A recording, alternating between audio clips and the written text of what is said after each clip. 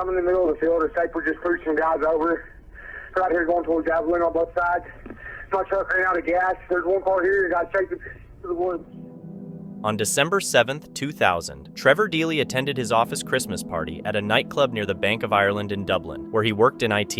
After the party ended at 3:30 a.m., a taxi strike forced him to walk home, a journey that took him past his office. He stopped there to pick up an umbrella due to the rain. Security footage from the bank shows a man in black lingering behind a pillar for about 30 minutes before Trevor arrived. When Trevor got there, the man was on his phone, and Trevor also made a call to a colleague who was still at the bank. The footage captures Trevor entering the bank where he and his colleague had tea and a chat. He also used his work computer briefly. Trevor left the bank around 4 a.m., opened his umbrella, and started walking home. At 4:06 a.m., he called a friend to say he was okay, leaving a voicemail. That was the last time anyone heard from him. At 4:14 a.m., he was seen on an ATM camera, with the man in black appearing seconds later, seemingly following him. This is the last known sighting of Trevor. He didn't show up for work the next day, but it wasn't considered unusual due to the party's aftermath. By Monday, after no contact from him, his friends and family reported him missing. They also obtained the CCTV footage, but not until 4 days after his disappearance. The footage was enhanced in 2016, confirming the man in black at the bank was the same one following Trevor later. Despite extensive searches and investigations, Trevor was never found. In 2017, an anonymous tip suggested a gang member had killed Trevor for not helping him enter the bank and buried him in the woods, but searches turned up nothing. Trevor Deely's disappearance remains unsolved and active even 23 years later.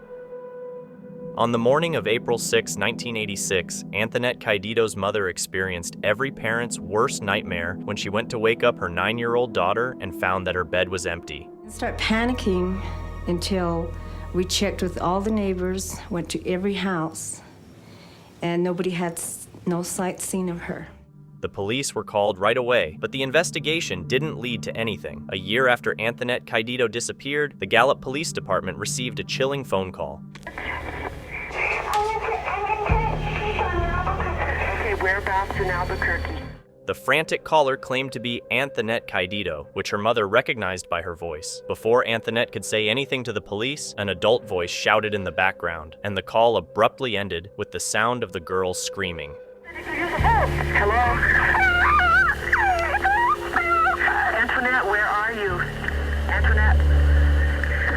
Hello? While the case is still officially unresolved, experts believe that Anthonette Kaido has passed away. On July 29, 2008, Susan Powell, a mother of 2 from Utah, recorded a video where she documented the assets in her home, stating it was just in case something happened to her. Of Susan's attorney, who was concerned that Susan's husband, Josh, might try to sell some of her valuable assets. In the years leading up to the recording of this now infamous video, the couple's marriage had been extremely strained. Susan hinted in the video that things had been anything but peaceful between her and Josh over the past few years. This is all stuff bought in a year or less through Home Depot on my credit. Josh bought a lot of stuff and then he had to bankrupt it. And then he bought a little bit more on my credit. There's a nice lamp. These are things to roll wood with. And I had necklaces too. I don't know where those are. I just got in a rage, as you can see, and broke this. There's duds and pearls and opals in there. Broke this and threw all my DVDs and made a mess. Because he was angry at me about a year or 2 back. Susan Powell had consulted a divorce attorney about leaving her husband, yet they were still living together in 2009, nearly a year and a half after she recorded a video documenting her home's assets due to concerns about her safety. On December 6, 2009, Susan attended church with her 2 sons, and later that day, a neighbor visited her home until around 5 p.m. That evening, her husband, Josh Powell, claimed to have taken their sons, Charlie and Braden, on a midnight camping trip in blizzard conditions along the Pony Express Trail, while Susan stayed behind because she was tired. The next day, Susan was reported missing after her sons were not dropped off at daycare. Josh returned from the trip, claiming Susan had been sleeping when he left and he had no idea what had happened to her. Despite no signs of foul play at their home, the investigation into Susan's disappearance revealed disturbing details. Inside her safe deposit box, police found a handwritten will and testament where Susan expressed fears for her life, referencing a recent $1 million life insurance policy Josh had taken out on her. Josh was named a person of interest after attempting to withdraw money from a retirement account shortly after Susan's disappearance. Despite the suspicions and his lack of apparent concern for finding Susan, he was never formally charged. The couple's young sons mentioned that Susan had joined them on the camping trip and made unrealistic claims like flying to the campsite, which complicated the investigation. The situation escalated tragically when, after moving to Washington and losing custody of his sons, Josh also implicated Josh's brother and father,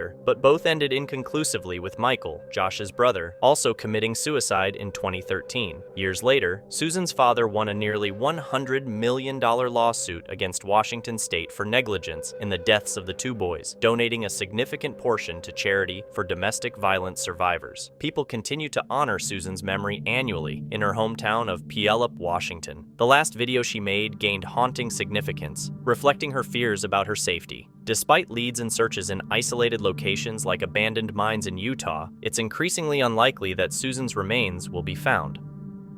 Corrie McKeague, born in September 1993 in Fife, Scotland, moved with his family to Dunfermline when he was 9. In 2013, he joined the Royal Air Force as a senior aircraftman, serving as a gunner and medic. In 2016, while in a long-term relationship and unaware that his girlfriend was pregnant, McKeague went missing in Bury St. Edmunds. The last known footage of him was captured on CCTV just before his disappearance.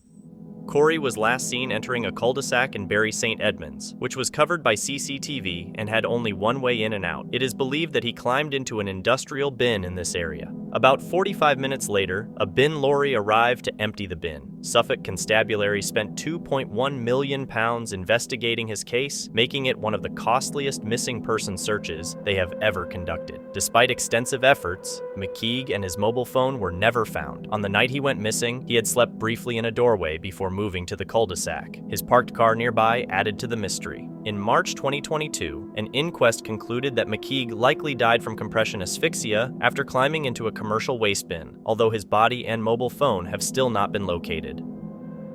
On November 28, 2012, Emma Philippoff vanished under mysterious circumstances in Victoria, British Columbia, a year after she had moved there from Perth, Ontario. Initially, she stayed with a friend and worked at a local cafe while she looked for her own place. Although she started positively, as winter approached, Emma became more withdrawn and displayed erratic behaviors, including obsessive-compulsive rituals, as noted by her roommate. Emma soon left her friend's apartment, quit her job, and moved between temporary accommodations like hotels, campsites, and boats. By early 2012, she was living in a women's shelter in Victoria and working at a seafood restaurant. She bought a red Mazda MPV van, planning to travel across the US, Mexico, and Canada. However, her mental health deteriorated, showing signs of paranoia and erratic actions, such as rearranging furniture outdoors because she believed it emitted voices. On November 20th, CCTV captured her repeatedly entering and exiting a YMCA, behavior that sparked theories she was either avoiding someone or waiting in the cold. Days later, Emma spoke to her mother about her uncertainty regarding her future. Alarmed by her daughter's emotional state, her mother flew to Victoria on November 28th. That day, Emma bought a prepaid card and a cell phone, which she never activated, and appeared to be avoiding someone outside the store. She left the shelter hurriedly after learning her mother was coming to pick her up and took a cab towards the airport, but ended the ride abruptly, claiming she lacked funds despite having enough. That evening, Emma was seen distressed and barefoot by a passerby near the Empress Hotel, prompting him to call the police. After speaking with her for 45 minutes, the police determined she wasn't a threat to herself or others. This was the last confirmed sighting of Emma. Her mother arrived at the shelter later to find Emma gone. Emma's van was later found in a hotel parking lot with her belongings, including her passport and laptop, suggesting she might have planned to leave or disappear. Despite various unconfirmed sightings and theories about her mental health or foul play, Emma's case remains unsolved, leaving her family and authorities puzzled over her disappearance. The mysterious disappearance of 16-year-old Teresa Lynn Gibson, known as Trenny, occurred during a school field trip to the Smoky Mountains on October 8, 1976. Trenny, a high school student from Knoxville, Tennessee, was last seen by her classmates on the Forney Ridge Trail. Her brother had asked his friend Robert Simpson, who was also on the trip, to look after Trenny, and he lent her his coat since she had forgotten hers. The class hiked from Clingman's Dome to Andrews Bald and back, breaking into smaller groups. After lunch with Robert at Andrews Bald, Trenny hurried ahead of her group, seemingly focused on something. A classmate later reported seeing her stop, bend down as if inspecting something on the ground, then suddenly walk off the trail and disappear into the woods. This was the last sighting of Trenny. She never rejoined her classmates, and extensive searches of the area found no trace of her. The situation was complicated by an incident months earlier involving a man named Kelvin Bowman, who had drunkenly broken into the Gibson home and was shot in the foot by Trenny's mother while attempting to approach Trenny. He had vowed revenge, but there was no evidence linking him to her disappearance, especially since he lacked transportation to follow the bus to the park. Other theories about Trenny's disappearance ranged from her getting lost, falling off a cliff, being attacked by a wild animal, being abducted, or being lured away by someone. Suspicion also fell on Robert Simpson, particularly after Trenny's comb was found in his car and his claim of tracking a bear away from the group, which left his whereabouts unaccounted for during a crucial time. However, Robert was never arrested or officially named as a person of interest. Nearly 44 years later, Trenny Lynn Gibson remains missing, and the case is still unresolved with many questions unanswered. Amber Tuccaro, a 20-year-old First Nations woman from Fort McMurray, Alberta, traveled to Edmonton International Airport in August 2012 for a brief vacation with her 1-year-old son and a female friend. During the trip, Amber chose to hitchhike alone into the city one evening. Sadly, that was the last time she was seen. When Amber didn't return to the hotel the next day, her concerned friend contacted her mother, who immediately informed the Royal Canadian Mounted Police, RCMP. During their investigation, the RCMP uncovered phone records indicating Amber had been in the company of an unknown man when she received a phone call. This call was recorded, and the audio, capturing the last moments she was heard alive, is deeply disturbing. Where are we by? We're just heading south of Beaumont, or north of Beaumont. We're heading north of Beaumont. Yo, where are we going? No, this is a... Are you kidding me? You better not take me anywhere I don't want to go. I want to go into the city. Jeez. Yo, we're not going into the city, are we? We're going. No, we're not. Yes. Then where the these roads going to? 50th Street. 50th Street. Are you sure? Absolutely. Yo, where are we going? 50th Street. 50th Street. 50th Street. East, right? East. Over now. Bravo. Bravo. In the recording, a male driver can be heard reassuring Amber Tuccaro that they were heading to her desired destination, but Amber sounded skeptical and clearly distressed. On August 28, the police released this phone conversation, but they didn't start investigating her disappearance seriously until over a month after she was reported missing. Unfortunately, when Amber's mother urged the police to take action, they dismissed her concerns, suggesting Amber was likely out partying and would return soon. Tragically, just 4 days after the audio was was released, on September 1st, 2012, Amber's remains were found by horseback riders on a rural property near Leduc County. The investigation was handled poorly by the Canadian police. Amber was removed from the missing persons list after just a month, based on dubious and unverified sightings. It took her mother a full month to have her reinstated. By that time, the police had already accidentally destroyed potential evidence recovered from her hotel. Over the years, several women have identified the same man from the recording, though the authorities have not treated him as a person of interest. Another man recently claimed the voice was his father, an American living illegally in Canada, who he also linked to other unsolved cases in the area. The recording clearly captured the man's insincerity when Amber questioned if they were really heading to the city, and he responded unconvincingly with absolutely. The way the police managed the entire case from start to finish has been heavily criticized, with many believing that their lack of professionalism was influenced by racism against Amber, who was Indigenous. The hope remains that one day there will be some answers about what happened to Amber Tuccaro that night, but for now, her case remains a deeply troubling mystery. Tiffany Whitten's childhood dream of becoming a veterinarian faded when she dropped out of school and became a mother of 2 children. The young mother was last year at this Walmart. Then after that, it was like she simply disappeared into thin air. Later, Whitten turned to theft to support her substance use. Following a period of incarceration and rehabilitation, she met Ashley Cottle, and their drug use resumed. In 2013, following an argument, the couple was at a Walmart in Marietta, Georgia, in the early hours. While Cottle paid for some items, Whitten, appearing intoxicated, was apprehended by security for shoplifting. In a sudden move, she abandoned her handbag and flip-flops with store employees and sprinted out of the store past Cottle, disappearing into the night. I've done more work on this case than any other case that I've ever worked on. Since a suspicious phone call to her half-brother in 2014, Tiffany Whitten has not been seen, and her social media accounts have ceased activity.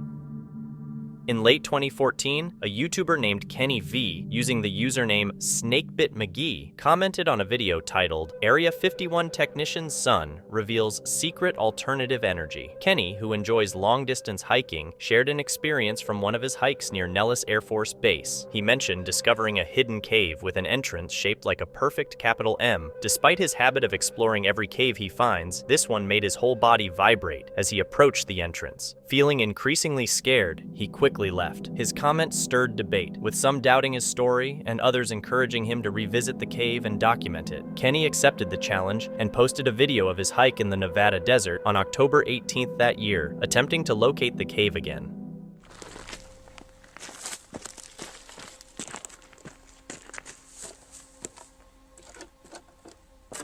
Well, here I am on my hike up here in the mountains north of Las Vegas. This is a canyon I just walked up in. Now you can't tell, but my truck is way out there by the mountains at the very, very end of this valley. At the start of the video, Kenny starts atop an old M shaft, briefing his viewers on the challenging hike ahead. Throughout the day, he captures his journey through the Mojave Desert, documenting his quest to rediscover the mysterious cave. There's some interesting stuff coming up here. Look, see those? Look at that. Kind of right there. That's kind of cool. All right, I'm gonna turn it off and then I'll turn it back on here. Look at that, that's pretty cool right there. Huh. All right, off with the camera. In a video Kenny posted after unsuccessfully finding the cave a second time, many viewers harshly criticized him, calling him a fraud and urging him to search again. Amidst the backlash, one commenter, Lie Killmister, ominously warned Kenny against returning, saying he wouldn't make it out if he found the cave. Despite the warning, on November 10th, Kenny told his family he was going on another overnight hike to look for the M Cave in the Mojave Desert, one of the hottest and driest places on Earth. This was the last time anyone saw him. 12 days later, on November 22nd, 2014, search and rescue teams found his phone on top of the M shaft he had shown in his video, but Kenny was nowhere to be found, and his case eventually went cold. After his mysterious disappearance, theories abounded about what might have happened. Most thought he might have fallen into the shaft or succumbed to the harsh desert conditions. Some even speculated he might have come across something secretive, like a crime or a military base, and was silenced. However, a few months later, a comment from a woman named Sharon Pilgrim suggested a different scenario. Kenny might have taken his own life. She explained that Kenny had been dealing with depression and had a history of avoiding medication and not seeking help. She noted that he left his job over a year before disappearing and speculated he left his phone behind to avoid being tracked and didn't bring his video camera, suggesting he didn't plan to record his hike. While Sharon's insight provided a new perspective, Kenny's fate remains unclear. Since his disappearance, other YouTubers have discovered caves in the area resembling the letter M, with one recently marked as a danger-restricted area. Kenny's final journey leaves more questions than answers, and whether he intended to end his life or met another fate, the true story is still unknown.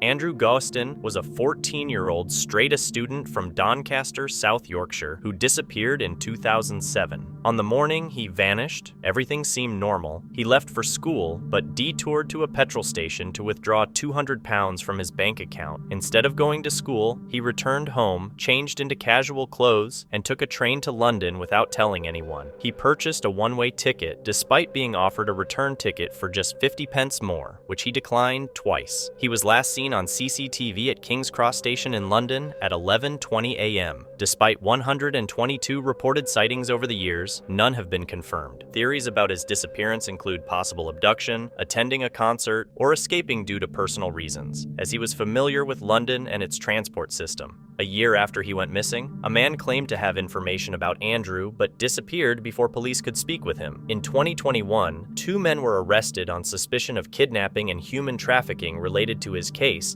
but were later released under investigation. 15 years later, Andrew's whereabouts remain unknown, and his family continues to hope for answers.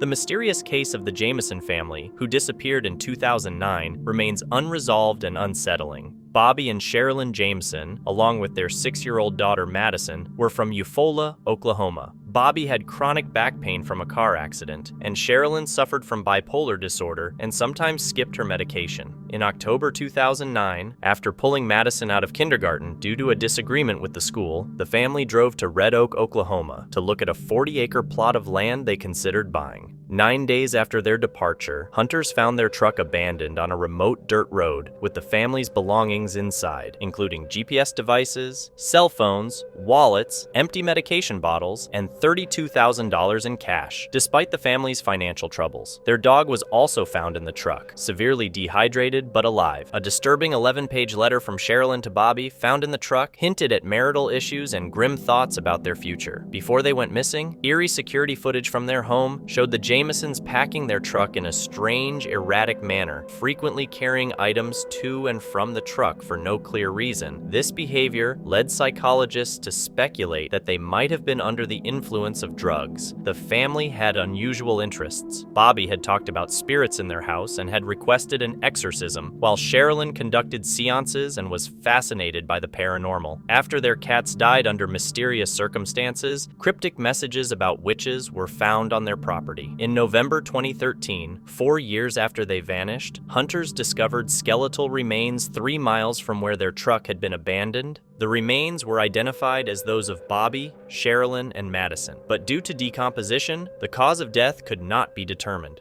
Various theories have surfaced, including involvement in drug trading, cult activities, or a tragic murder-suicide due to their personal struggles, but no concrete evidence supports any particular theory. The case continues to be investigated 14 years later, but with no suspects identified, the disappearance and death of the Jameson family remain a deeply disturbing enigma. On September 8, 2015, a man named Tim from Mountain View, Minnesota, reported to the police that his friend, Henry McCabe, was missing. Henry, a 32-year-old Liberian immigrant and auditor for the Department of Revenue, had been at a barbecue hosted by another friend, Emmanuel, earlier that day. Henry left the barbecue around 11 p.m. to go to a nightclub. After speaking with 2 friends who were with Henry at the SAA nightclub in Spring Lake that night, the police learned that Henry had been drinking heavily. When the club closed at around 2 a.m., Henry asked his friend William to drop him off at a nearby gas station instead of taking him home, which William found odd. After being dropped off, Henry called his wife shortly after 2:20 a.m. During the call, Henry sounded very confused. Toward the end of their conversation, Henry's wife tried to call one of his friends to ask for help in retrieving Henry, but the friend didn't answer. However, the final 2 minutes of Henry's conversation with his wife were inadvertently recorded on the friend's voicemail, and the contents were unsettling.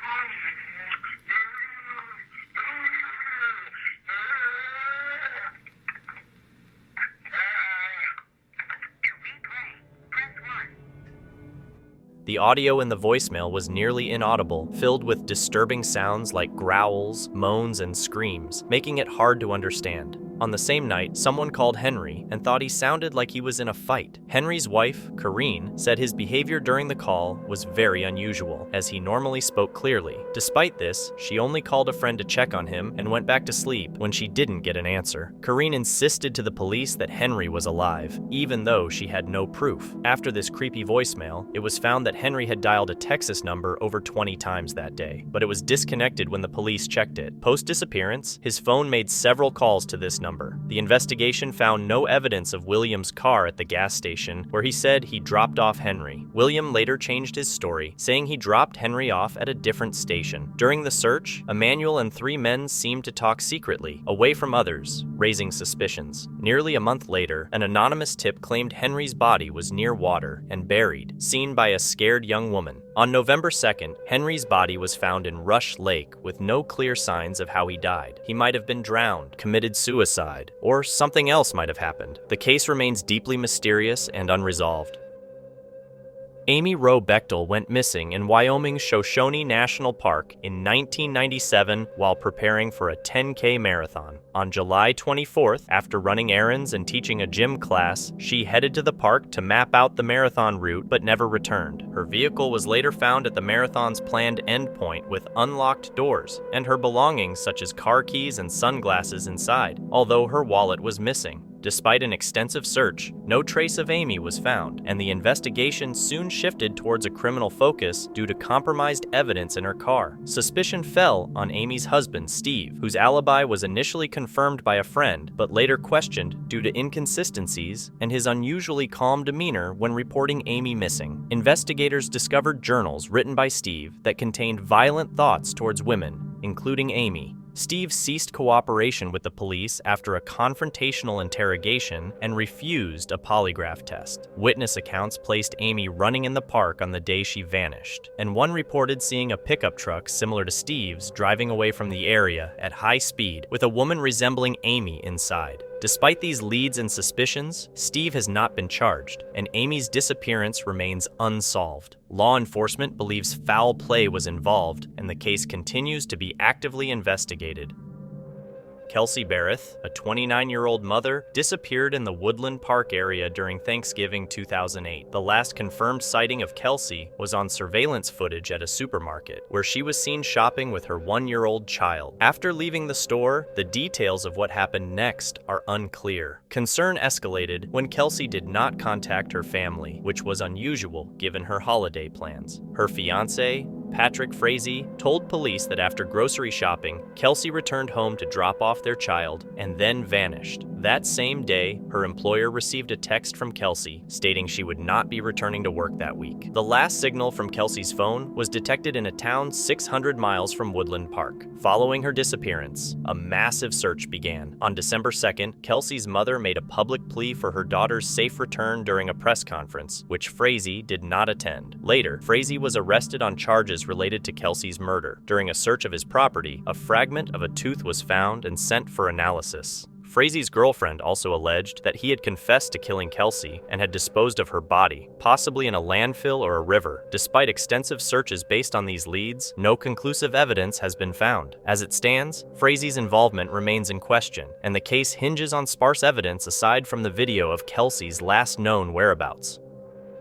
In the summer of 2013, 26-year-old Brandon Lawson, an oil worker from Texas, got into a heated argument with his long-term girlfriend after coming home from work. The tension had been building due to his demanding work schedule, working from Monday to Sunday, and their home life was further complicated by the presence of their young children, including a few months-old baby. Additionally, Brandon had recently relapsed into drug addiction, adding more strain to their already tense relationship. It is not clear whether Brandon was asked to leave or if he chose to leave on his own after the argument, but he left his home in San Angelo at midnight on August 8th in his silver Ford F-150. This was the last time he was seen. About 30 minutes after he left, Brandon called his brother Kyle to inform him that he was out of gas, located a few miles south of Bronte on a remote highway stretch. Kyle, after picking up a gas can from Brandon's house, which was about a mile from his own, set out to help Brandon. However, the situation took a turn for the worse. At around 12:50 a.m., Brandon made a frantic 911 call, which further deepened the mystery of his disappearance. The details of this call and the subsequent events have since made Brandon Lawson's case one of the most baffling and unsettling disappearances in recent history.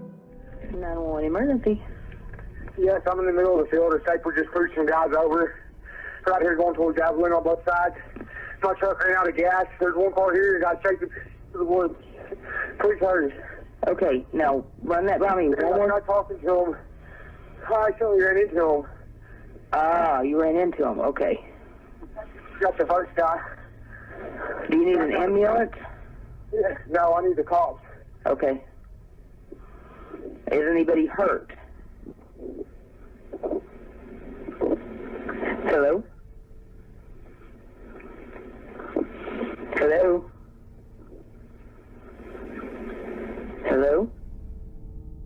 The audio from the background of the call was unclear, but some people claim they heard loud bangs and voices, although it's uncertain exactly what was said or happening. Shortly after Brandon made a 911 call, another driver reported seeing a silver F-150 parked hazardously on the highway. Brandon kept calling his brother Kyle, describing feelings of paranoia and claiming he was being chased by locals. Kyle questioned him about drug use, which Brandon denied. By 1:10 a.m., Kyle reached the truck's location, but Brandon was missing. He called Kyle again, claiming he could see him and an officer, said he was bleeding, and urged them to hurry. However, he was not visible anywhere. Kyle's attempts to contact him afterward were unsuccessful, as the calls went straight to voicemail. The police then initiated a thorough search with helicopters, thermal cameras, and search dogs, but found no trace of Brandon. It was later found that Brandon had withdrawn his $401k funds the night he disappeared, suggesting he might have planned to leave. However, his distressed calls suggest he might have encountered danger, possibly involving a cartel or a confrontation. In February 2022, a search by family and friends turned up shoes and clothing resembling Brandon's from that night. Nearby, human remains were discovered but have yet to be definitively identified as Brandon's. The outcome of these findings has yet to provide closure for his family, keeping this case unsettlingly open.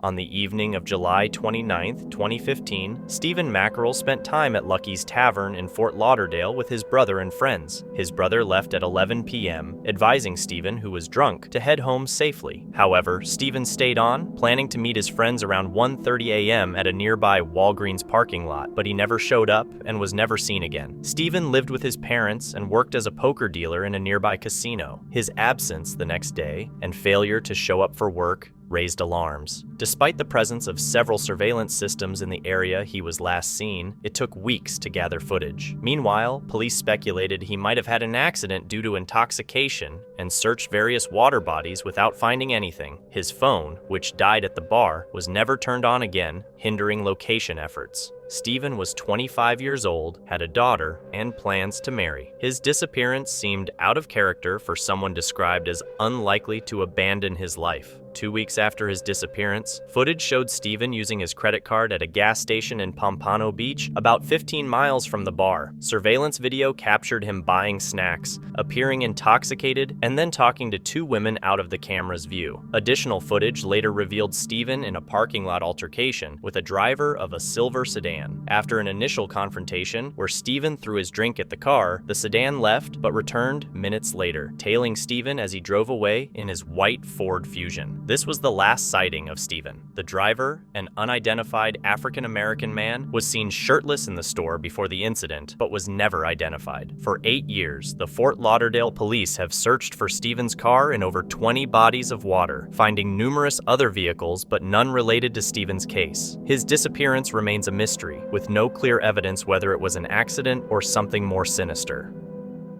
Shortly before he went missing, Steven Kutcher had traveled through Utah and Nevada for reasons that remain unknown. Around noon on December 13, 2009, Kutcher was observed driving his car into a retirement community near Las Vegas. A few minutes later, someone resembling him was seen walking out in the opposite direction. However, Kutcher never returned to his car. His family is uncertain why Kutcher was in Las Vegas, especially in that particular neighborhood. Why? Where? What got you there? What happened? There's a lot, but the one question is, are you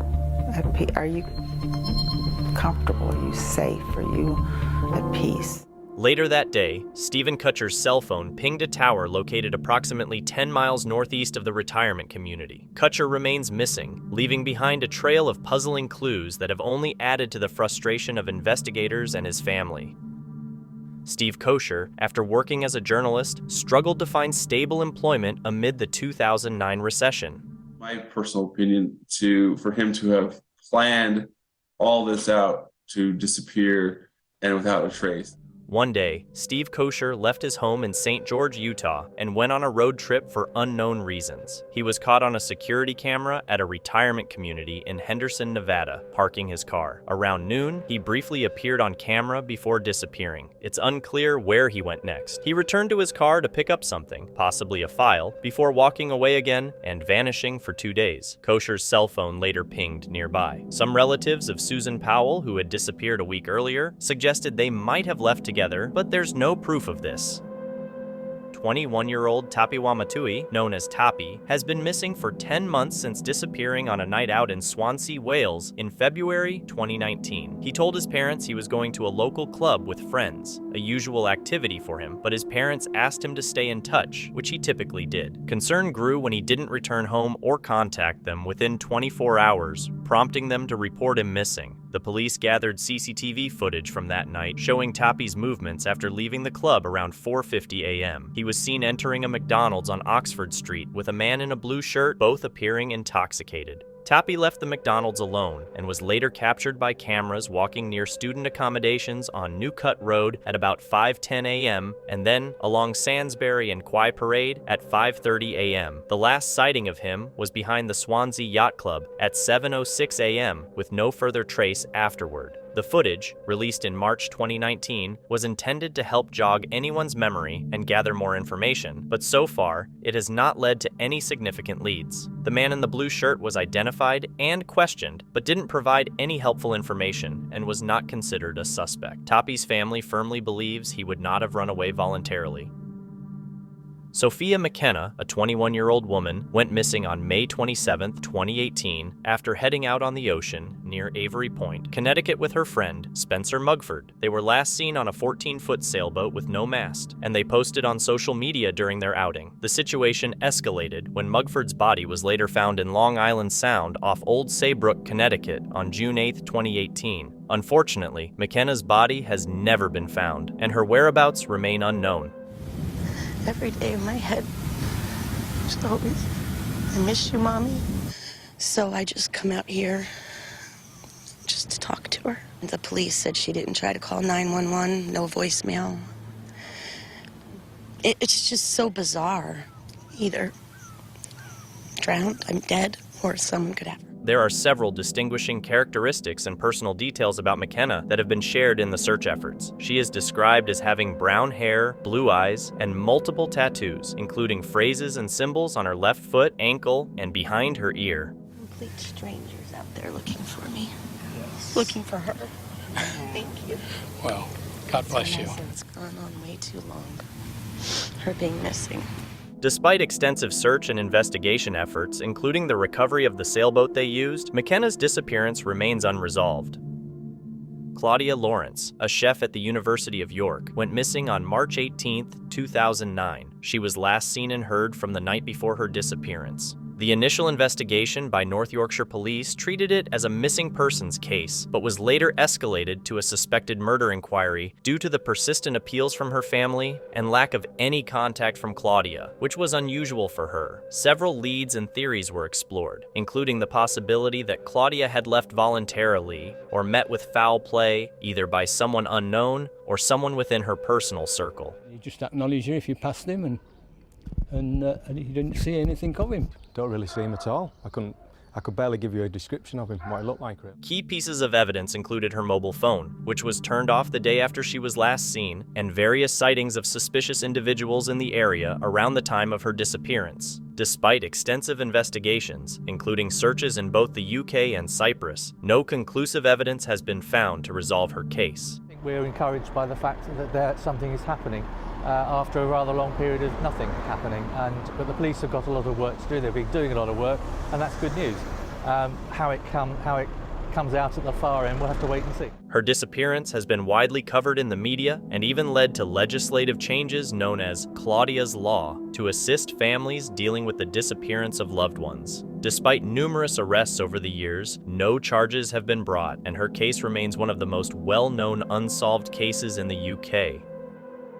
Laos civil society campaigner Sombath Somphone disappeared in December 2012 in an incident described by Amnesty International as a forced disappearance. Sombath was known for his efforts to improve living conditions sustainably for Laos's poor and had collaborated with international bodies on various projects. In 2012, the situation escalated after being the keynote speaker at an NGO conference in Vientiane, where he distributed his report, The Lao People's Vision. Attendees faced harassment, and copies of the report were confiscated. On the evening of December 15, 2012, while driving home in separate cars, Sombath was stopped at what appeared to be a routine traffic checkpoint. Captured by a nearby CCTV, the footage shows an unclear interaction at the checkpoint. Shortly after being stopped, an individual on a motorbike approached, left the bike, took Sombath's car, and drove off. Minutes later, a pickup truck with flashing lights, escorted by two motorbikes, stopped at the checkpoint. Sombath and two others were seen getting into the truck, which then left the scene, accompanied by a loud bang, possibly to deter witnesses. Sombath's wife, after he failed to return home, managed to obtain and record the CCTV footage with the help of authorities, but the original footage has never been released. The lack of urgency shown by the police and the subsequent inaction in investigating his disappearance have led international human rights organizations to suspect that the authorities might have been complicit. Despite ongoing appeals, no further information has surfaced about Sombath's fate, and his whereabouts remain unknown.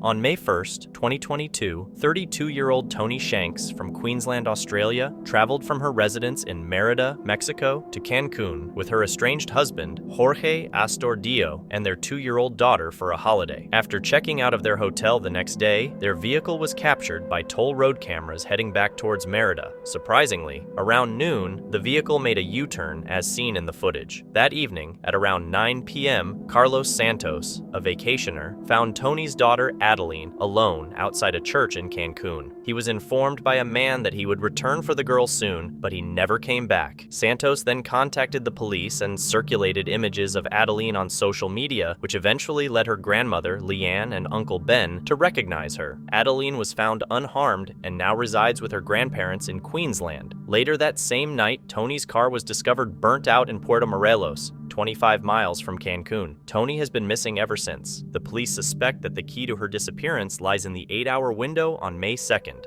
which remains unaccounted for. They are exploring two main theories: a possible conflict between Toni and Jorge, suggesting Jorge might be implicated in her disappearance and could be hiding, and Jorge's alleged ties to illegal activities, raising fears that Toni could have been abducted by a cartel as a form of retribution. Quintana Roo State Attorney General, Oscar Montes de Oca Rosales, disclosed that Jorge had previously received threats from a cartel and had even hired a bodyguard. It was also revealed that Tony had sent a message to a friend advising them to investigate Jorge Astudillo if something were to happen to her. Tony's brother Ben has put up a $70,000 reward for information relating to the case, although police have advised caution with rewards due to the risk of false leads. To date, no credible tips have come forward in the investigation. Georgina Gharsallah, born on October 29, 1987, was living in Worthing, West Sussex, with her mother Andrea following a breakup with her children's father. Known for her struggles with an eating disorder and binge drinking, Georgina had a troubled past after associating with the wrong crowd during her high school years. On the morning of March 7, 2018, Georgina appeared agitated and mentioned her phone was malfunctioning. She planned to have it repaired, visit the job center, and meet her father that day. After borrowing an old phone and some cash from her mother, she was last seen on CCTV at a local shop around 9:30 a.m., appearing cheerful. Her disappearance wasn't reported until 10 days later due to misunderstandings about her whereabouts. Investigations revealed that her phone was last used early in the morning on the day she vanished, and her bank accounts remained untouched. Despite extensive CCTV coverage in Worthing, there's limited footage of her movements. In one clip, she appears with an unidentified woman carrying shopping bags. As months passed without any credible leads, Georgina's case was featured on Crime Watch and a £5,000 reward was offered. Subsequent appeals increased the reward to £10,000. A potentially significant sighting near a Tesco supermarket on the evening of her disappearance showed Georgina arguing with two men, but CCTV footage from the scene was corrupted. In 2019, the case's status shifted from a missing person to a homicide investigation, despite no concrete evidence confirming her death. Various distressing messages and claims about her fate circulated, none substantiated. Georgina's family, especially her mother Andrea, continues to fear she may have fallen victim to foul play or trafficking, reflecting on her daughter's overly trusting nature. The case remains unresolved, with ongoing efforts to uncover the truth about Georgina's disappearance.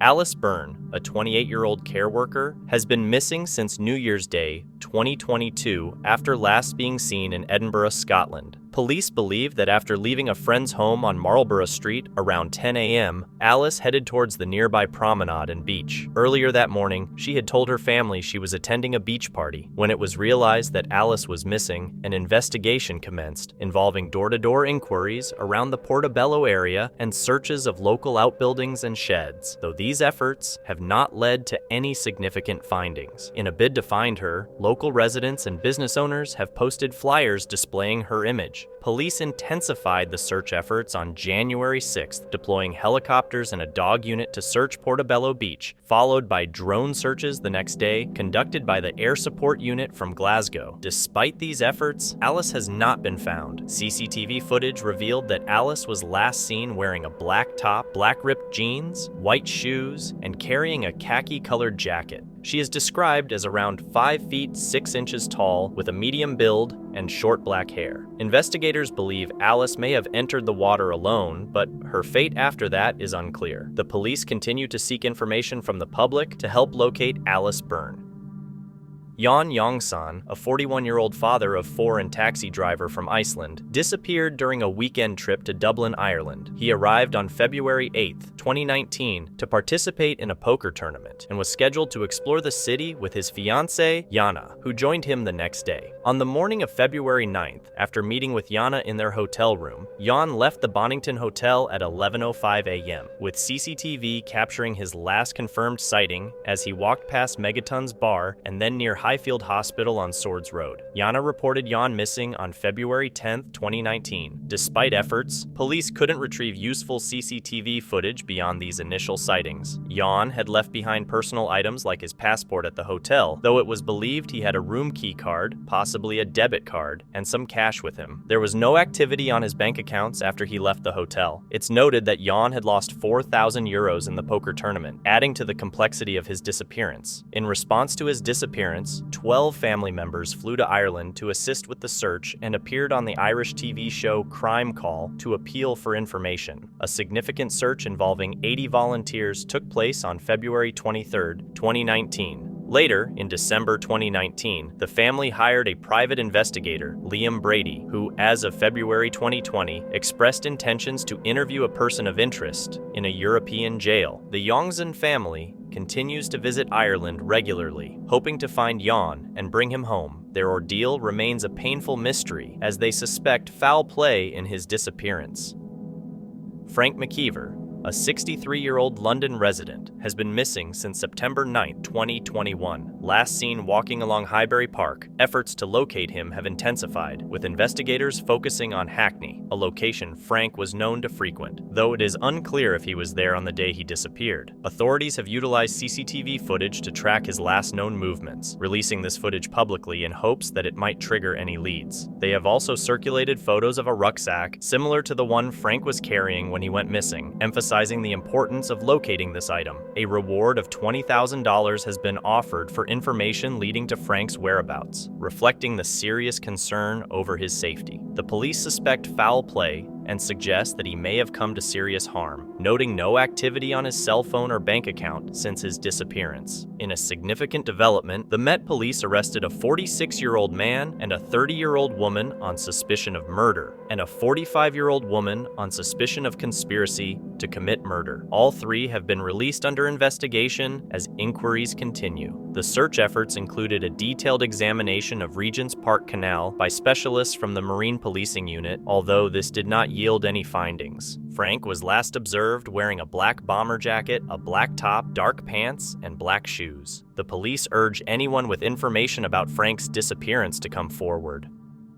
Antonio Coppola, an Italian national living in London, has been missing since earlier this year after he was last seen exiting Bow Road Station in central East London. Antonio had been in regular communication with his family until the day before he vanished, which was also the last time they heard from him. On the day of his disappearance, Antonio and a friend were traveling on the London Underground around midday when Antonio began experiencing stomach problems and decided to get off at Bow Road Station. CCTV captured him leaving the station dressed in a white t-shirt, black pants, and orange Nike shoes. He turned right towards Mornington Grove and has not been seen since. The police have been examining CCTV footage from the area, including potential leads from cameras near Thames Magistrates Court, though no new details have been publicly shared. Given his discomfort, there is speculation that Antonio might have been looking for a restroom, possibly at a nearby pub. His family has issued a public appeal for any information and is urging Antonio to get in touch to let them know he is safe. The public is encouraged to report any information regarding Antonio's whereabouts to the police at 101 or to the Missing People charity. On February 14, 2019, 19-year-old Leah Croucher told her family she was visiting a friend and left her home around 6 p.m. Just before leaving, she changed her phone settings, likely disabling the location tracking, indicating she wanted privacy for her plans. Contrary to her statement, she did not visit her friend, and her activities between 6 o'clock to 7:30 p.m. remain unaccounted for, fueling speculation about a secret meeting that could be linked to her subsequent disappearance. The next morning, February 15th, Leah was captured on CCTV at 8:15 a.m. walking down Buzzacott Lane in First and Milton Keynes, marking the last confirmed sighting of her. Following her disappearance, witnesses reported seeing a distressed Leah near First and Lake between 9:30 and 11:15 a.m., but these sightings have not been definitively confirmed as Leah. The investigation into Leah's sudden disappearance was extensive, involving over 4,000 home visits in Milton Keynes and utilizations of specialist teams, drones, and helicopters. Marine teams later searched local lakes, including Furston Lake, but found no trace of Leah. Leah, known for her preference for staying home, reading fantasy fiction, and spending time with family, had been displaying moodiness and reclusiveness in the months prior to her disappearance. It was later revealed during the investigation that Leah had been involved with an older, engaged man, which her family believed contributed to her changed behavior. Despite the man having an alibi, Leah's family harbors suspicions towards him, especially after her brother Hayden was restrained from contacting the man following accusations against him. As of February 2020, Leah's father publicly expressed frustration over withheld information and threatened to expose the individual he believes knows more about his daughter's disappearance, Police have confirmed that some individuals may know significant details about Leah's life, though it remains unclear if they know why she disappeared. Leah's phone and bank accounts have been inactive since she went missing. The case has seen new interest with 20 new reports following an anniversary appeal, but Leah remains missing. The ongoing search for Leah has deeply affected her family, tragically marked by her brother Aiden's suicide in November 2019 due to the emotional toll of her disappearance.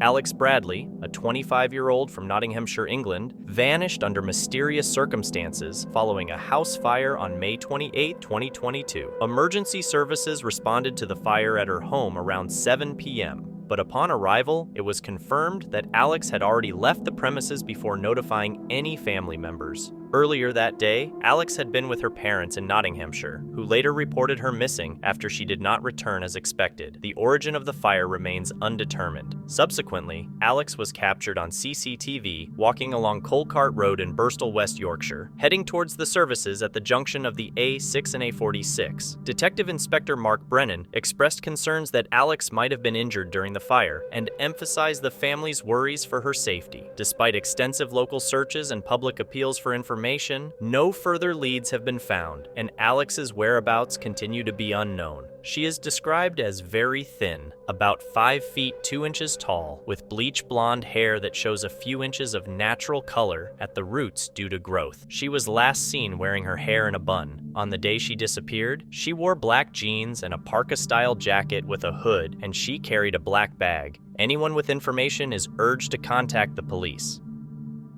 Destiny Seneth, a 27-year-old from Philadelphia, has been missing since March 4th, 2022. On the day she disappeared, Destiny borrowed her mother's car to visit a friend in southwest Philadelphia and was expected back home that evening. Her absence prompted her family to report her missing the following day. It was later discovered that Destiny had encountered the New Jersey State Police in Folsom on the same day, responding to reports of a suspicious person. The police found her mother's car unattended near a strip mall at 301 East Black Horse Pike in Williamstown. After speaking with Destiny, they assisted her in moving the car to a nearby parking lot and subsequently gave her a ride to a Wawa convenience store about a mile away. CCTV footage obtained from various establishments showed Destiny entering the Wawa store, purchasing a drink, and then crossing the street to a Sunoco gas station around 9 a.m. Destiny was last seen walking behind the Sunoco station, after which she vanished. Destiny is described as having short wavy brown hair and brown eyes, standing 5 feet 3 inches tall and weighing 160 pounds. She was last seen wearing a black Nike jacket, black sweatpants, red and white Jordan sneakers, and carrying a backpack. The family and police urge anyone with information about Destiny's whereabouts to contact the Troop Abuena station.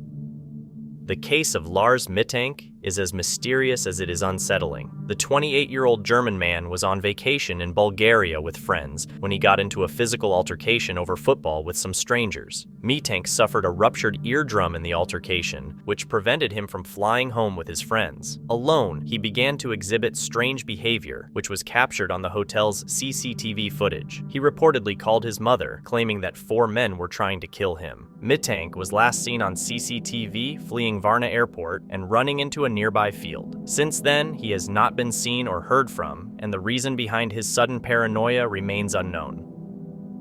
The case of Lars Mittank is as mysterious as it is unsettling. The 28-year-old German man was on vacation in Bulgaria with friends when he got into a physical altercation over football with some strangers. Mittank suffered a ruptured eardrum in the altercation, which prevented him from flying home with his friends. Alone, he began to exhibit strange behavior, which was captured on the hotel's CCTV footage. He reportedly called his mother, claiming that 4 men were trying to kill him. Mittank was last seen on CCTV fleeing Varna Airport and running into a nearby field. Since then, he has not been seen or heard from, and the reason behind his sudden paranoia remains unknown.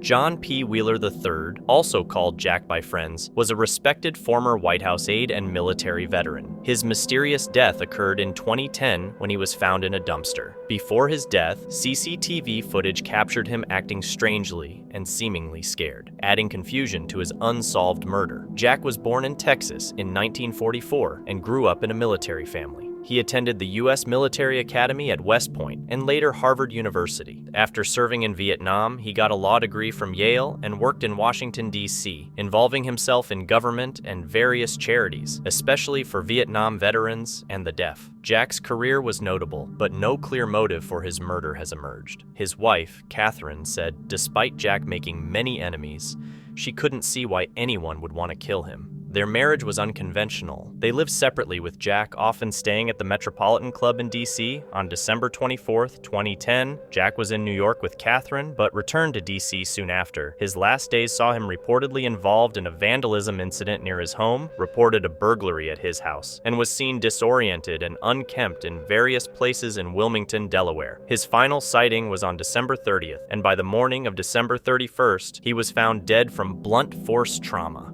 His high-end possessions were still on him, ruling out robbery. Despite ongoing investigations and even being featured on Netflix's Unsolved Mysteries, no arrests have been made. His wife believes he was frightened in his last days, not just disoriented. The Newark, Delaware Police Department continues to seek information.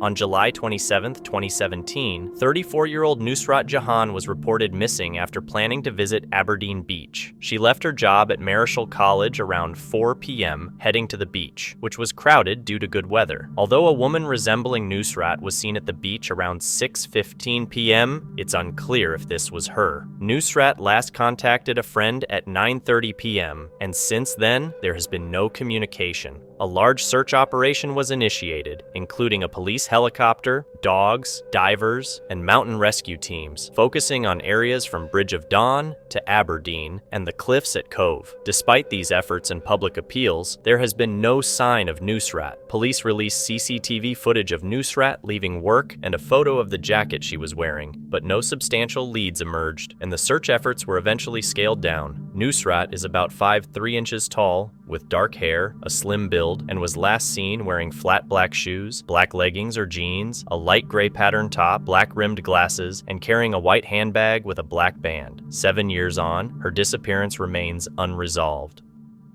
Gofredo Bondanelli, a 56-year-old German national and avid hill walker, was last seen on May 3, 2016, when he boarded a train in Fort William, Scotland, headed for Lochelour. He planned a 5-day, 47-mile walking trip, but failed to return as expected on May 8 and has been missing ever since. Gofredo was well prepared, equipped with a green tent and a dark rucksack. He is about 5'10" inches tall, athletic, with dark and gray hair, possibly sporting stubble or a light beard. The last known sighting of him was on CCTV footage on the train, wearing dark outdoor clothing. Extensive search efforts by police, RAF Mountain Rescue, and Coast Guard along his intended route did not locate him. Authorities are urging anyone who was in the area during that time, or who might have seen someone fitting Gofredo's description, to come forward with information. Despite these efforts, there have been no new leads or sightings, and Gofredo remains missing. Vicky Glass was born on September 21, 1979, in Cleveland, Yorkshire, England. She was a quiet child, but was lively and affectionate with her family and friends. As a teen, she played in the Kiara Hall Jazz Band. After leaving the band at 18, her life started to change. She finished her GCSEs and worked at a factory, but eventually fell into a bad crowd involved in drugs. Vicky became addicted to heroin, which led to her losing her job and becoming homeless. To support her addiction, she resorted to prostitute work. By late 1999, she was living with a male friend in Middlesbrough, struggling with her health from drug use and a chest infection. On September 24, 2000, she took a taxi from a client's house and was last seen getting out near the Shipmate pub in Middlesbrough. She was reported missing soon after by her friend. Her body was found on November 3, 2000, in a stream in Danby, North Yorkshire. The condition of her body made identification hard, and there was little evidence about her attacker. In 2021, the Cleveland Police's Historical Investigation Unit revisited her case with new forensic techniques. CCTV footage from the day before she disappeared showed her in Cannon Park and identified a truck driver she spoke with as a major person of interest. He is described as a white male in his mid-30s with a broad build and a mole on his face. Despite some arrests, no one has been charged, and the case remains open. Cleveland police continue to seek information about Vicky Glass or the truck driver and encourage anyone with details to come forward.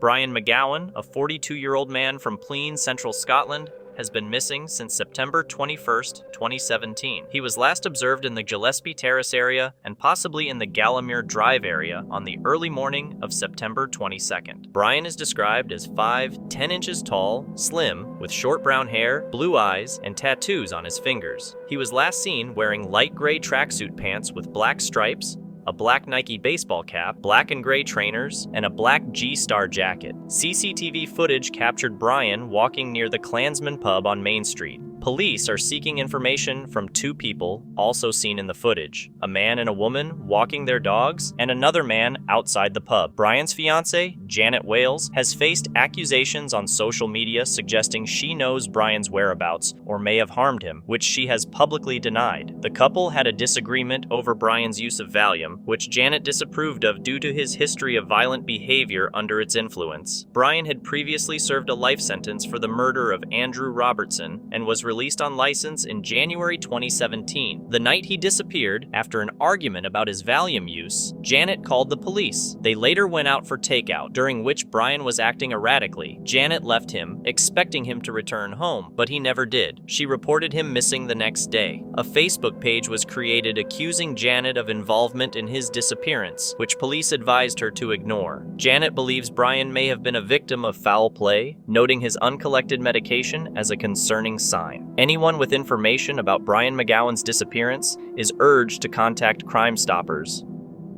Stuart Clark, a 61-year-old man from Dalmuir, Glasgow, has been missing since January 17, 2016. He was last seen leaving a friend's house on Park Road and was captured on CCTV traveling on a train between Cardross and Dalmuir around 11:45 a.m. There was a potential sighting of him at Mac's Bar on January 18th, and police are seeking information from anyone who was there at that time. Previously, Stuart had gone missing, but had always maintained contact with his family, making this disappearance unusually concerning due to the lack of communication. Despite the release of CCTV footage and police efforts, no substantial leads on his whereabouts have surfaced. In January 2018, Stuart's brother, Ian, revealed plans to sell Stuart's flat while preserving some of his belongings in hope of his return. Ian noted that Stuart had not used his bank account for over 5 years and was likely without his needed medication.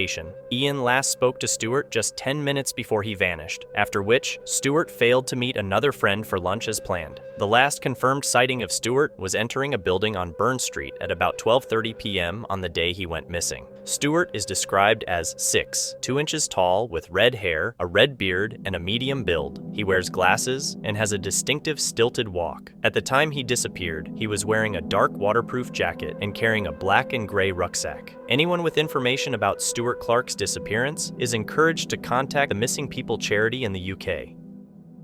Damian Nettles, a 16-year-old from the Isle of Wight, England, went missing on November 2, 1996. He was known for his humor and love for music. That evening, after attending a party with his friend Chris Boone and Chris's brother Davey, Damian and Chris took a ferry to West Coast, buying ciders and Damian carrying a camera, which has never been found. CCTV and police reports trace his movements until about 11:30 p.m. After trying to enter several pubs, Damian and Chris parted ways around 10:30 p.m. Damian didn't head home as expected, but went back towards West Coast High Street. Over the next 90 minutes, witnesses reported seeing him behaving oddly, possibly under the influence. He was seen trying car door handles and interacting with a group of men believed to be British Army personnel outside a fish and chip shop. Damian was last seen around midnight, getting off a bus after a brief ride. His disappearance was reported the following day, but initial police response was criticized for mismanagement. There were suggestions he might have fallen into the River Medina, but searches found no evidence of this. In 2007, private investigator Ivor Edwards took on the case, exploring local drug-related angles. 8 people were arrested in 2011 for conspiracy to murder, but were released without charge. Rumors linked a local drug dealer, Nicky McNamara, to Damian's disappearance and alleged murder, but Nicky died in 2003, and police found these claims unreliable. Despite extensive efforts and involvement of over 1,130 people in the investigation, Damian's whereabouts remain a mystery. Damian's mother, Valerie Nettles, wrote a book titled The Boy Who Disappeared and continues to seek information. She encourages anyone with information to contact Hampshire Police, reach out to her directly via email or submit tips anonymously through Crime Stoppers.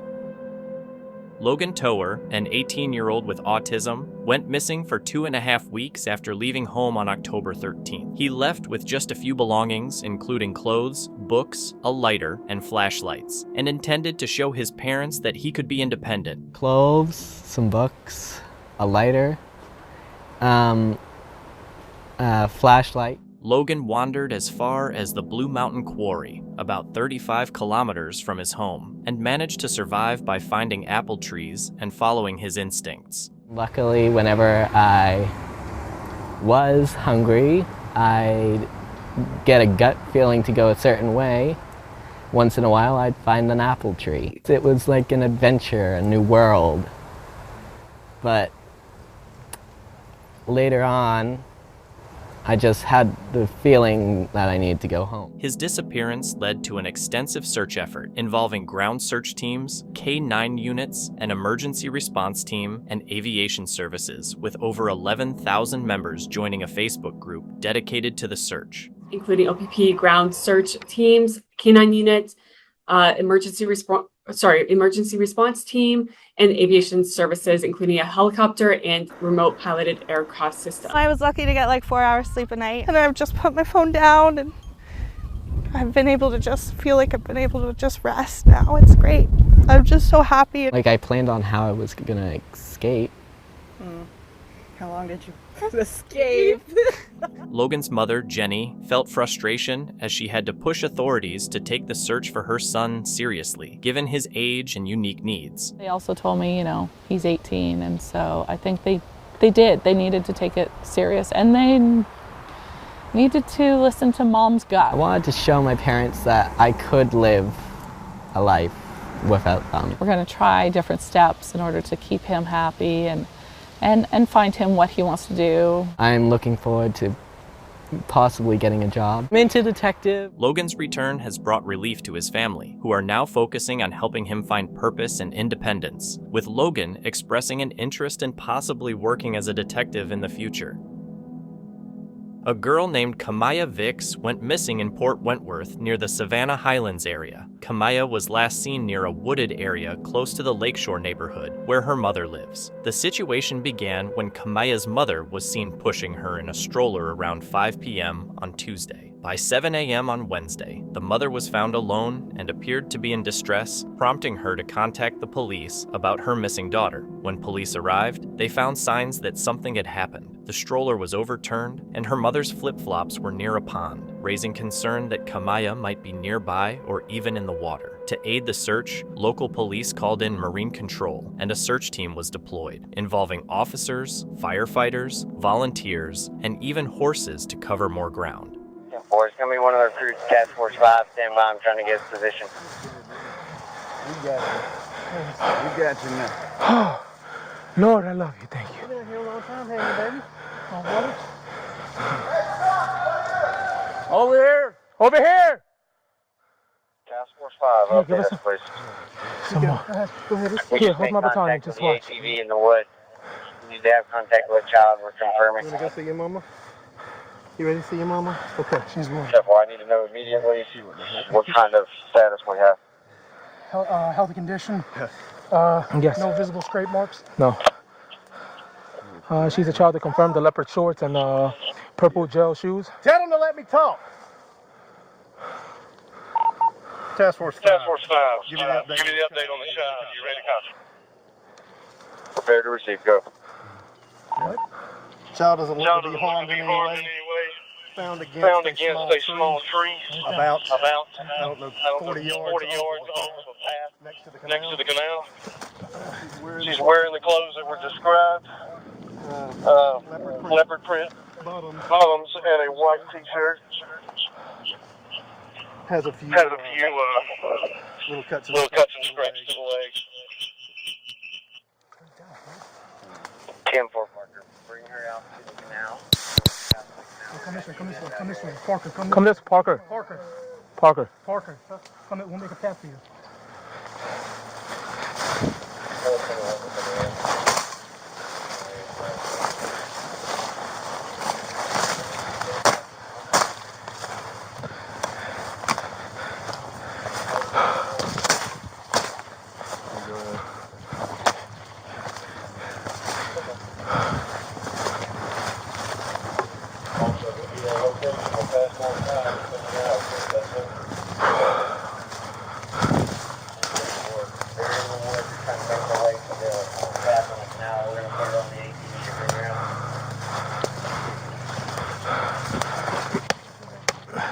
Here, keep going.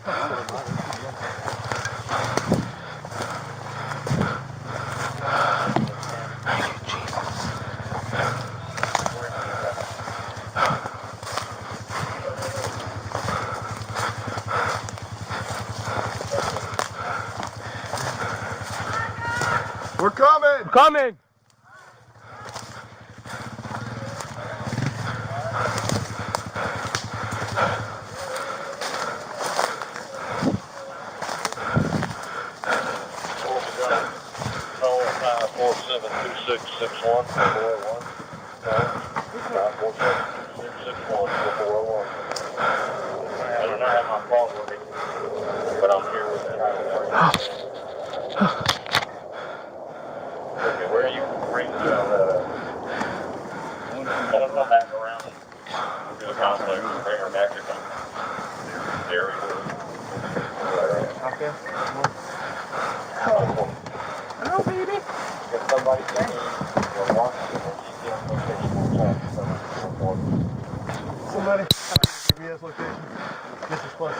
I think so. Here. You want any water? Here you go, Mama. Good job, guys.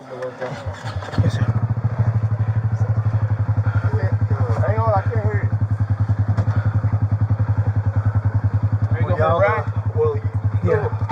Woohoo! Oh, yeah, got a little bit of water. Woohoo! Not a lot. Will you, remember how we got back here from where we deployed? Yeah. All right.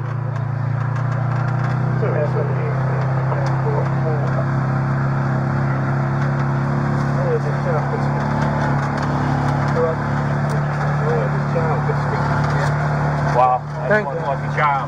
It is. Thank God. Wild pig, everything running around out here.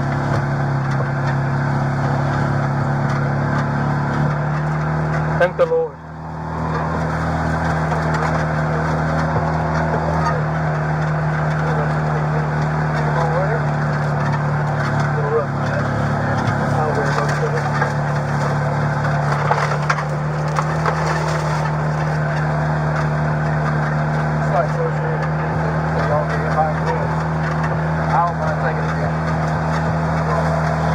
After about 2 hours of searching, Savannah police recruits, including cadets Robert Parker, Luis Esquina, and Ernest Mobley, found Kamaya in the woods, crying but in good spirits, with only minor scrapes and cuts.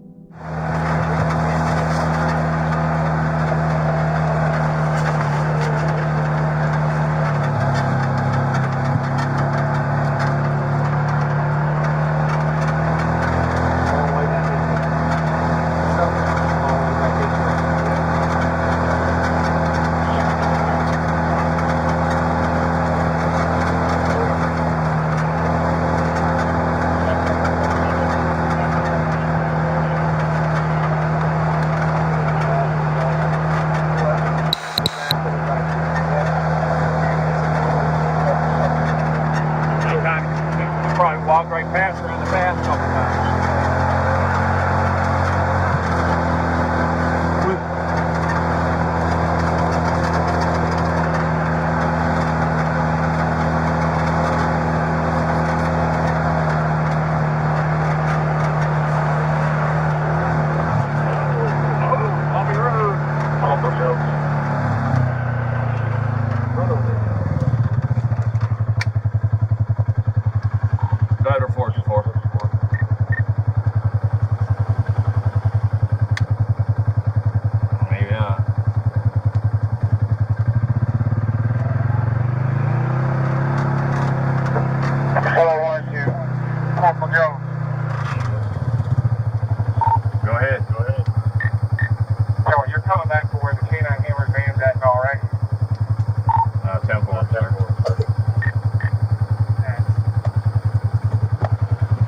She okay?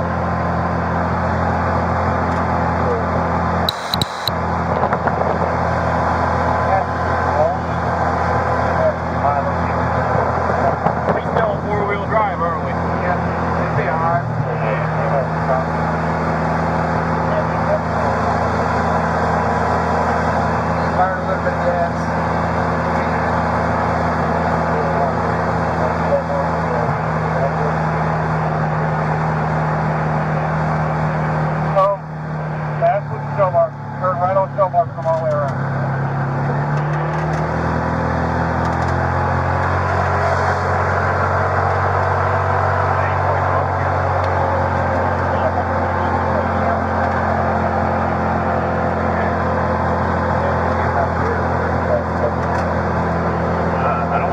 Throw it? Right poison, no. I'm screwed. Drop it.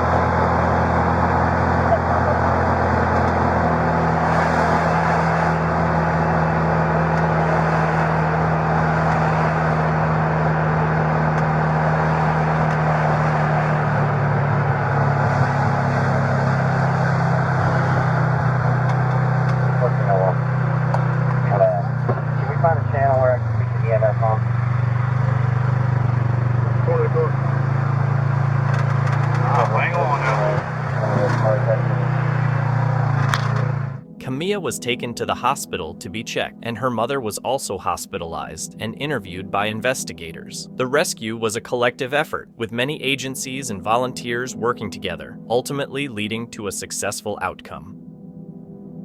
3 young children, 2 6-year-olds and 1 7-year-old, went missing Thursday night in Sam Houston National Forest, Texas, after straying from a popular trail to play in a dry creek. When they didn't return, a multi-agency search was launched, involving deputies, firefighters, and volunteers. A volunteer who knew the forest well decided to search independently and found the children around 9:30 a.m. Friday, about a mile from where they initially entered the woods. He faced difficulties reaching authorities due to poor cell service, but eventually managed to call 911, allowing dispatchers to locate his position and direct nearby deputies to him.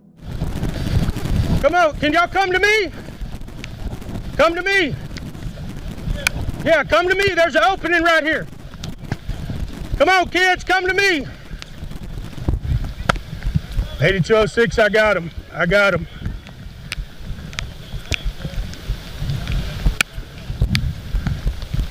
$8206. I'm going to bring them out the same way I came in. So we're going to come out on 224.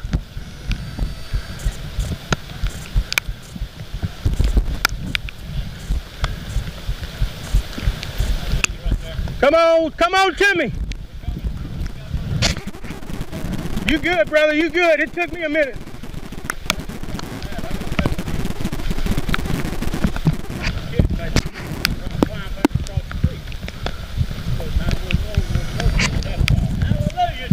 $8006. I have the kids. If you want to track my radio location, I'm going to take them out to 224. You have MCHD come over there. They wouldn't let me in over here last night, so I just took off around the back and been looking all night long. Yes, sir. I have all Jesus 3 is children. good, ain't he? Ain't Jesus good? He's good. Kids, I'm the police. Are y'all ready to get out of the woods? Come on, buddy. Let's get out of here. You got cheeseburgers in your car? We're going to get something to eat. Okay? You want to hold my hand? We'll get out of here? Cold. Come on. Cold. This little fella's shaking. Can you put the jacket on him? Hey, he's soaking wet. Here, you want my jacket? Can you wad it up? His hands, look at his hands. They were down in the creek bottom all night. And eventually it rained like 2 I'm soaking wet, Yeah. I put it on. Wrap around here. Wrap your arms around it. You're going to have to hold it up. You got it, buddy? All right, come on. Let's get out of these woods. All right, we're coming out. Give me a siren to come towards.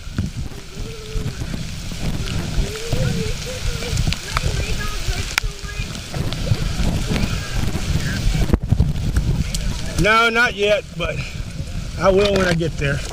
Just keep it going.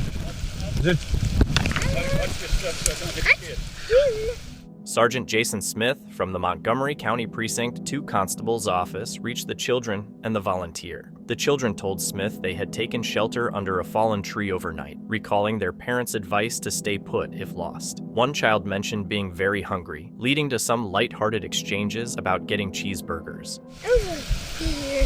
Y'all hear the siren? Yep. We're gonna go to the siren, okay? I'm just gonna die. We're gonna take it slow. You gonna be able to make it? You need some help? Come on. Here, let's pick this. Grab hold of that. There you go. You're really strong. Am I really strong? Uh-oh. Are you okay? You good, buddy? Yeah. Let's pick this back up. Got it? You good? Let's powerhouse, okay? I got you, bud. You're gonna be good.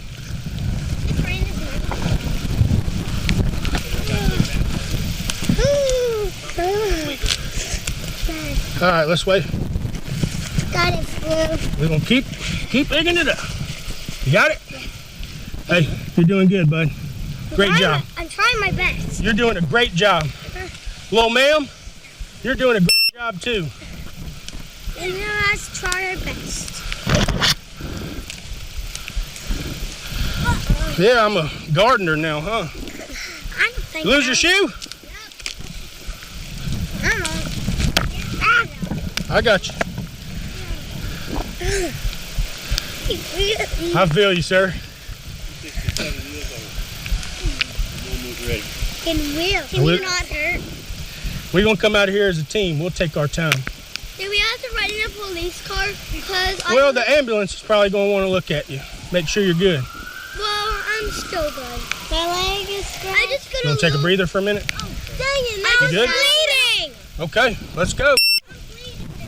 That's okay. We'll get you a Band-Aid, okay?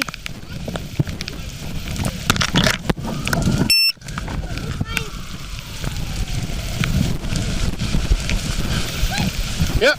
Just follow that little opening. Let's pick up the jacket, buddy. I didn't know that was racist. Don't get too far ahead, okay? I don't want to lose you again. I can't see the road yet, but we're close. I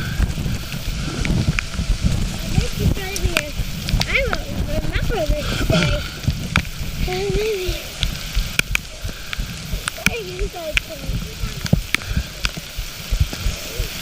When is this going to stop raining? You good? We're coming. Yeah. Hey, what's up, man? Come on, kids. Y'all ready? You all right?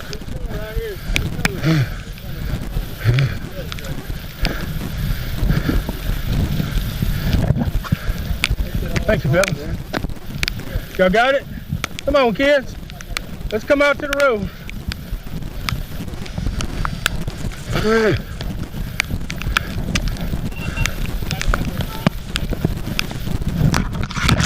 Come on. Good. What? There you go, buddy. Look at you. You made it.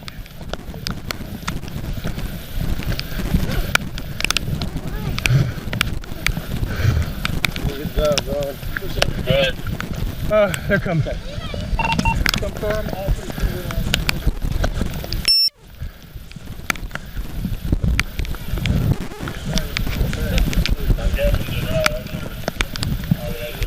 Bring him back over in his vehicle.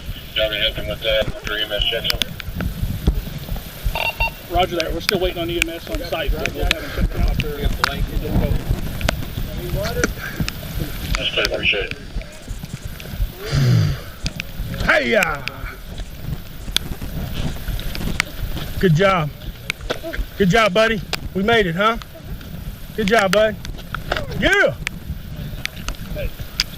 Hey, remind them about them cheeseburgers, okay? To guide the group out, Smith used a compass on his phone and directed responders to turn on their sirens to help them find their way. After about 20 minutes, they emerged from the forest to meet the waiting first responders. Smith gave each child a high five and reminded them to mention the promised cheeseburgers. The children were uninjured, and the entire community was relieved by their safe return. Thank you so much for watching. Don't forget to subscribe and hit the notification bell so you can stay updated with our latest videos.